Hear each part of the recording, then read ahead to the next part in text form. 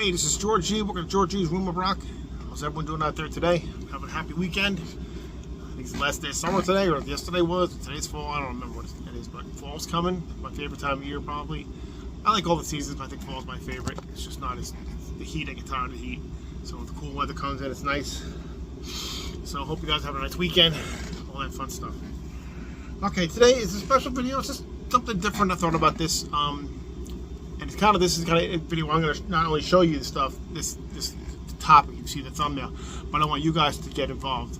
And I want you guys to tell me in the comments all these things too, and also make video too. I want you to make a video of this idea, which is like, how many bands have you seen live? It's the original band, the original recording band. It's just like the original band could go on before and they had other members, but the original recording band. How many bands have you seen live that were actually the original band that started the first album was with them? And just tell me in the comments. And if you do guys make videos, you want to make a video, I'd love to see a video. It'd be cool. Not that it's going to be a thread or nothing, but it'd be cool for Big Stars a thread. But you know, I don't think it's going to do that. But you never know. Someone could do it. I thought it'd be cool. So I mean, how many bands do you think of that you did see live with the original band? It's not as easy as you think, because people could be like, oh, I've seen Rush live. Well, did you see Rush with John Rutsey? You didn't see the original band, the recording band. Like, so I've seen Judas Priest live. Well, so have I, but you haven't seen him with John Hinch as original drummer from Rock and Roll? Probably not. Maybe you did. I mean, I'd love to hear if you did. I mean, a lot of bands, people have probably seen Led Zeppelin. I've never seen Led Zeppelin live. I was 1980. I was, freaking, how old was I? 9 years old when John Bonham died. I wasn't watching that into music then. So, again, I thought it'd be a cool subject to tell you. And I'm going to go through, actually do this chronologically year by year from bands I saw in these years, or where I saw them, if I can remember where I saw them.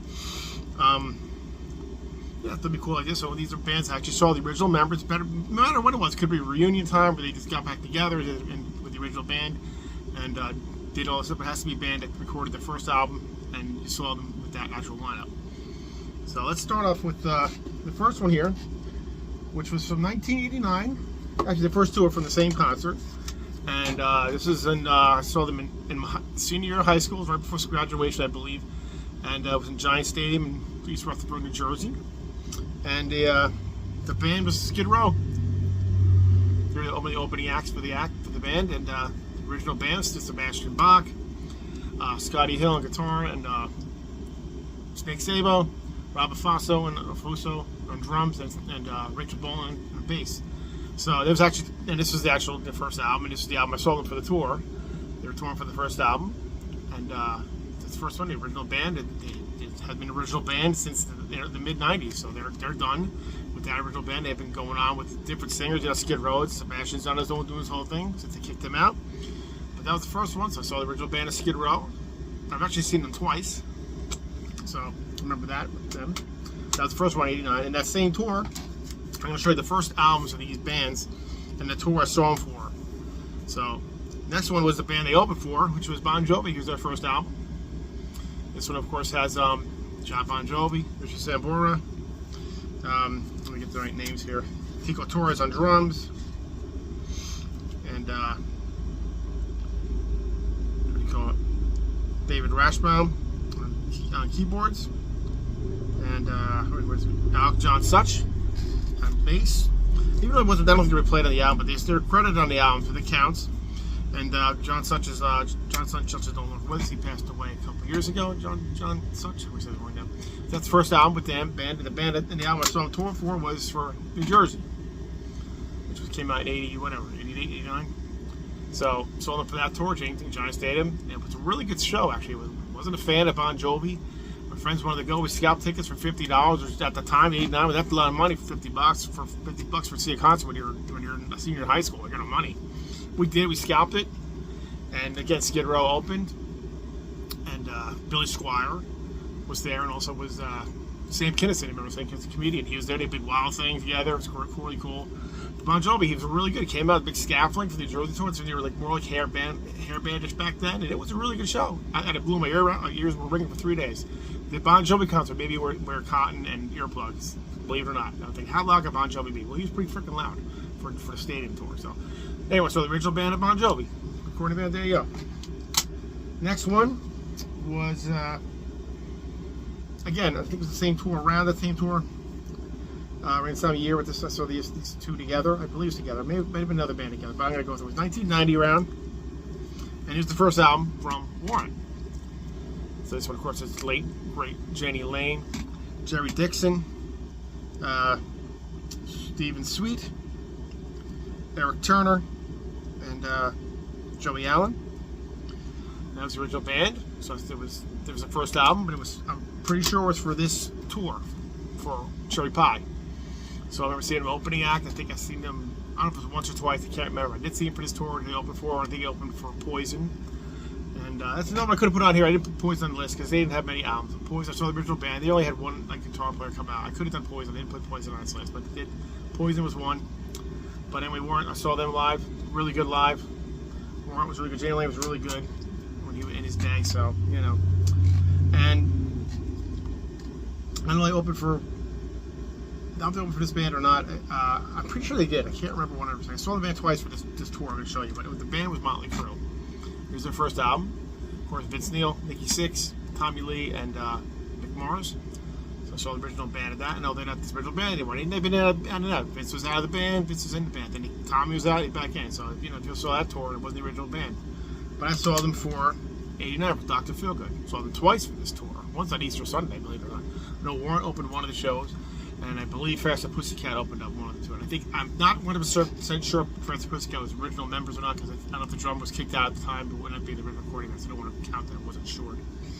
But Motley Crue, so for them, they were good. Vince was good. I mean, they were not the best singer, but the concert was good. Both the concerts on the same tour, they really were good. And yeah, so Motley Crue saw the original Motley Crue, because now they're not the original Motley Crue no more. So not that a big one, but still, it counts. Next one was where is it here? Yeah, and yeah, that's right. I guess this way. Does it really matter? I'll do it this way. Next band was this band opened for AC/DC, which is, of course, I didn't see the original band, but it was LA Guns. There's the first album with Tracy Guns, Mick Cripps, what do you call it? Steve Riley, the late Steve Riley, and Kelly Nichols, and the singer Phil Lewis. I'm so stupid. That was the first album, but I saw them for Hollywood Vampires tour. So they opened for AC/DC. So it was really good though. They did a really good job. I've seen them twice now, but I didn't see the original band the second time. The first time, it was the original band, original recording band for this album for Hollywood Vampires. Good show though, really good. They're a short show because they only opened the act, but still was good. Next one, another one from 1992, and they were the main act, and their first album was Aerosmith. Steven Tyler, of course, Joe Perry, Tom Hamilton, Brad Whitford, and Joey Kramer on drums. So I saw that's their first album, and I saw them for the Get a Grip tour. To me, this is their last good Aerosmith album, was this one. But, you know, did a lot. One thing about Aerosmith, even before they stopped, which is kind of sad they stopped, but they had to, with the reason they had to stop, but they always changed their set list. They didn't always just play the hits. They would change their set list, do different songs. They would play deep tracks. Most bands didn't do that, but they always would change their set list. You gotta give Aerosmith, whether you like their stuff in the 80s and hate the stuff in the 90s, but you still have the 70s. They did play a lot of stuff in the 70s too, so. But they did with this one. I remember they played Toys in the Attic. I was thrilled. I remember that. I don't know why I remember that, but I remember they played Toys in the Attic. But I remember the opening act for this one was Brother Kane. But yes, I saw the original band of Aerosmith. I mean, it's a big deal because they never really stopped doing, but they're not a band anymore, so I figured I'd put them on the list for Aerosmith. Alright, the next one is a Duh, if you know me. And it's, of course, Kiss with Paul Stanley, Gene Simmons, Ace Frehley, and Peter Criss. It was their first album, first recording album. And the tour I saw them for was, well, the reunion tour. So I pulled out this one. This is the reunion kind of thing that came out before they put an album out. But the reunion tour was great. It was great. It was one of the best shows I ever saw. So twice on the tour for the reunion tour, and it was just amazing because I never thought I'd see Kiss and Makeup with the original band. They were great. Firing all cylinders. It was great. Saw them at the Garden opening. I saw them at Philadelphia Spectrum, and then I saw them twice again for the Psycho Circus tour too. 2 nights in a row with them in East Rutherford, the arena there. So 2 nights in a row. Once was in 4th row, the 3rd or 4th row, right there. Got Ace Frehley picked from it. I was thrilled to get Ace Frehley picked, and they're right there in front of you. It was like they were bigger than life. They were like superheroes then too. And this is 1998. So great. So yeah, Kiss was another one. So the original band, because there ain't the original band no more. They're gone now, but they haven't been the original band since 2001, whatever it was. Okay. Next one I saw, original band. Later on, but this is their first album, Black Sabbath. Of course, Ozzy Osbourne, Tony Iommi, Geezer Butler, Bill Ward. Well, I did see them for the tour, and it was basically the reunion tour. Ozfest in 2001, I think it was.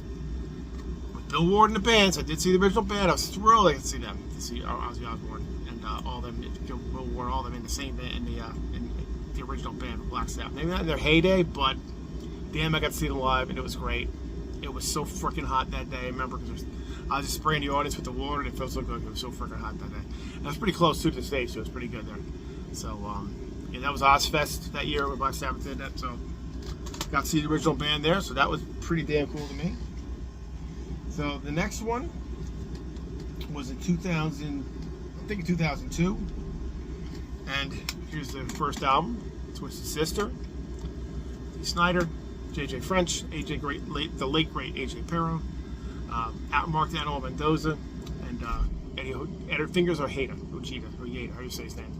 There's their first album, and I saw them for, basically it was the another reunion kind of thing. And here's like the Still Hungry. I came out around that time. It is signed. I did not meet them to sign this. I bought this at the show, signed by the band. So it's got other names on it. I thought it was cool. It's all signed by them. And what I call it, autograph. Maybe I'll show an autograph show one day. But this is, yes, I saw it for this. Freaking awesome. I've seen Twisted 3 times, only once with AJ Perro, so I got to see him in the original Twisted Sister. That was freaking fantastic. So, yeah, there's the original band. Again, I've heard their rumblings that they're going to do another show or tour or whatever they're doing because they're getting more money for whatever they're going to do. But no AJ Perro, so it's not the original band anymore. And the last one on this list is Slayer. And this is from, I saw them, I'll show you one in a minute, but original band, Tom Araya, Kerry King, late Jeff Hanneman, and Dave Lombardo, who's not in the band, but I did see them for the tour, and the tour was for World Pain of Blood, and it was when they opened, they were touring with Megadeth and Anthrax, so I got to see Jeff Hanneman and Dave Lombardo in the same area, in the same band, in the same show, and it was great because you can't see Jeff Hanneman no more, and there's no way, the Slayer's going to continue with their little shows with Paul Bastoff. I think they played him or not. I'm not even sure. So I got the original Slayer, which is pretty cool. One of the big four thrash. That was really cool. So yeah, that was up for the bands that saw original members, original actual concerts for the original band. So I mean, I had a couple almost. I saw 2/3 of ZZ Top because I saw ZZ Top a couple years ago, and it was just Billy, what do you call it? Dusty Hill was gone. I seen 4/5 of Queensryche because Krista Garman was not in the band anymore. So there's a couple almost I've seen. I did see one original one, which doesn't, of course, one guy's died too, and that's Slaughter, the Glam Slaughter. So they opened for Kiss back in the Hot in the Shade tour. There's another one I could put on here that's the original band, but they can't the original band either because what's his name? Kelly. I forgot his first name. It was like he passed away too in a car accident. So a lot of that's already. You can't see these bands are gone. The people are gone and just can't do it anymore, or whatever the reason is. But I want to see. You guys have to be guys here who have seen bands that in the '80s I didn't get to see because they're older than me. I'd love to hear what you're seeing, the original band that you've seen. So, like I said, put in the comments. If you guys make a video. That'd be cool. I'd love to see you just talk about the concert experience you had and when you saw them, the way you saw them, what year it was, how old you were maybe. If you don't give your age, it's fine. But I'd love to hear it in the comments. So that'd be cool. I thought that was a cool little different video to show you guys and just to point out some original members. And I thought it was a good idea. So hopefully you guys enjoyed it. And that's it for this video. If you like the content on here, please like and subscribe to the channel and leave a comment. Always love hearing from you guys. It's always great. And that's it. You guys take care and keep rock and metal alive. We'll see you next time.